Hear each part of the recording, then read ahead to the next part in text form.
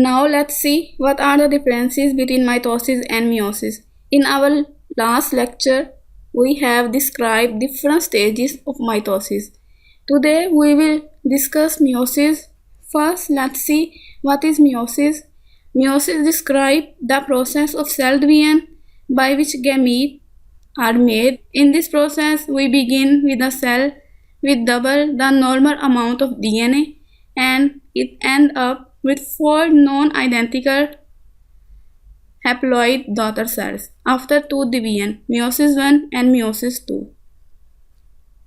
So let's see what is meiosis 1. In meiosis 1, the homologous chromosomes are separated into 2 cells such that the one chromosome consisting of 2 chromatids per chromosome pair in each daughter cell, like 2 chromosomes in total. Now let's see what are prophase 1.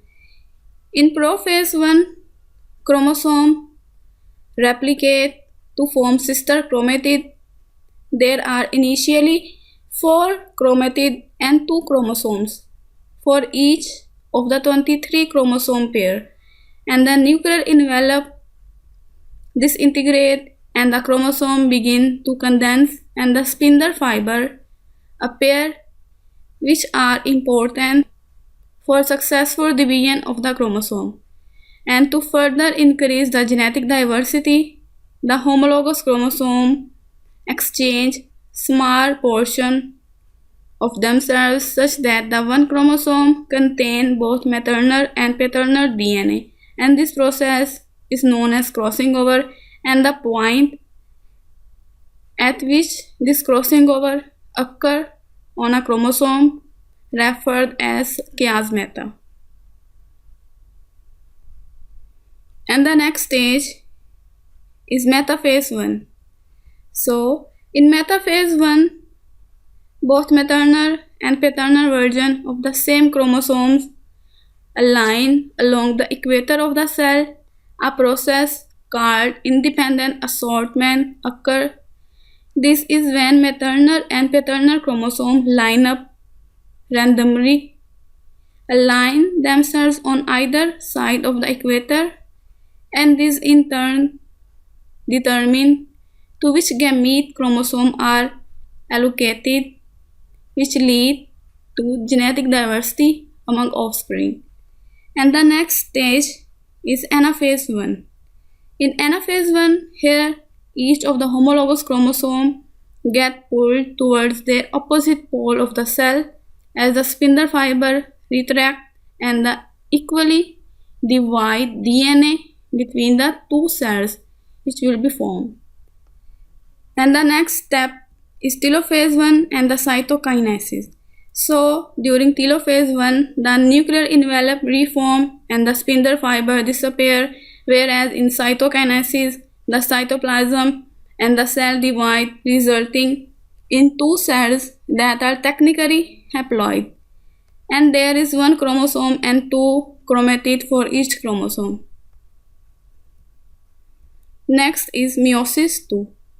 In meiosis 2, the prophase and the pre-metaphase stages are identical to their counterpart in meiosis 1, whereas the metaphase 2, in metaphase 2 stage, chromosomes line up in a single file along the equator of the cell. This is in contrast to the metaphase 1 stage where chromosomes line up in homologous pair. And the next stage is anaphase 2.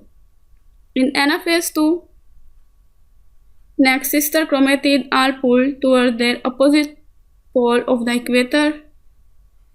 And the next stage is telophase 2. In telophase 2 stage is same as the telophase 1 stage. And cytokinesis 2. In cytokinesis, again the cytoplasm and the cell divide, producing 2 non-identical haploid daughter cells.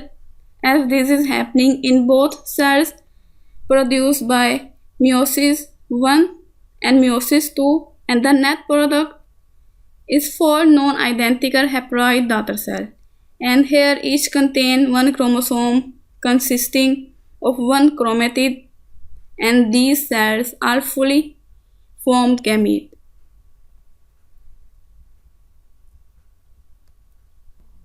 So, in mitosis, it occurs in somatic cell, whereas meiosis occurs in germ cells, and mitosis produce identical daughter cell, whereas meiosis produce gamete that are egg cells and sperm cells, and the mitosis make 2 diploid 2n cells, and meiosis make 4 haploid 1n cells.